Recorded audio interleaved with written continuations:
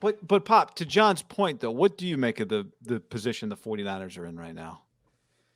3-game losing streak's not good. I mean, there's no other way around it. You do have an extra week to get out of it, but there was such a high level of expectation this year. I mean, I think you have to go back to the Harbaugh years for level of expectation with this franchise. 19 kind of snuck up on people. I thought, with Jimmy being healthy, I thought they could win 10 that year, but they went 13-3 and rode that wave all the way to the Super Bowl, got so close to winning the game, but that was Started 8-0, right? started 8-0. And then the games they lost, the game that Seattle lost was in overtime. Yeah, Robbie Gould gets hurt. McLaughlin comes in and kicks, could have won that game.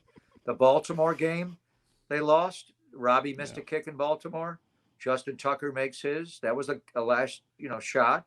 And the Atlanta game was like, I forget how many replay reviews there was in that game.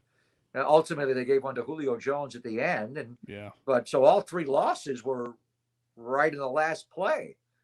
So even the 13-3 could have been better, but it was so great because then they just ran right through Minnesota and Green Bay and hardly were challenged and into one of the two home playoff games all the way to the Super Bowl.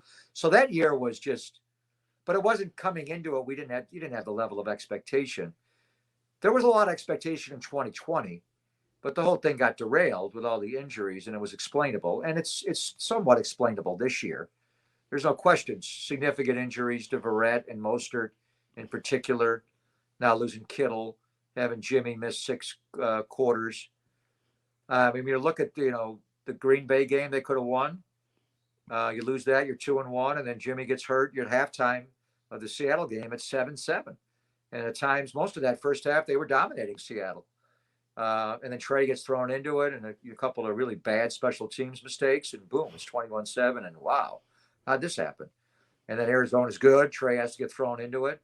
So I think there's a reason why they've lost 3 in a row, and not all 3-game losing streaks are the same. You can be blown out in all 3 or 2 of them and think we're not that close. But I think this team feels like they are close. They just got to tighten up some things. They got to be better on third down.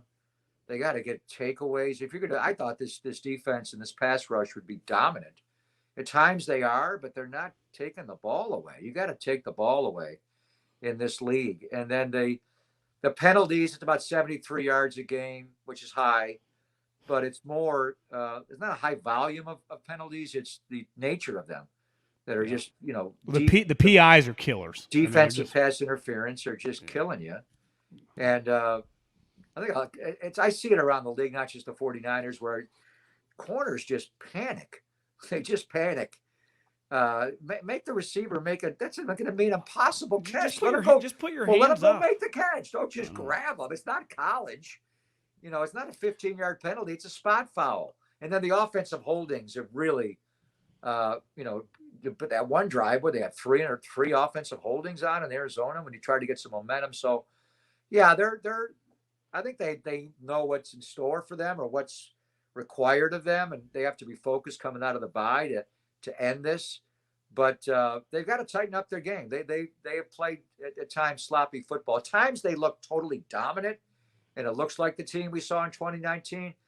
But other times they sputter.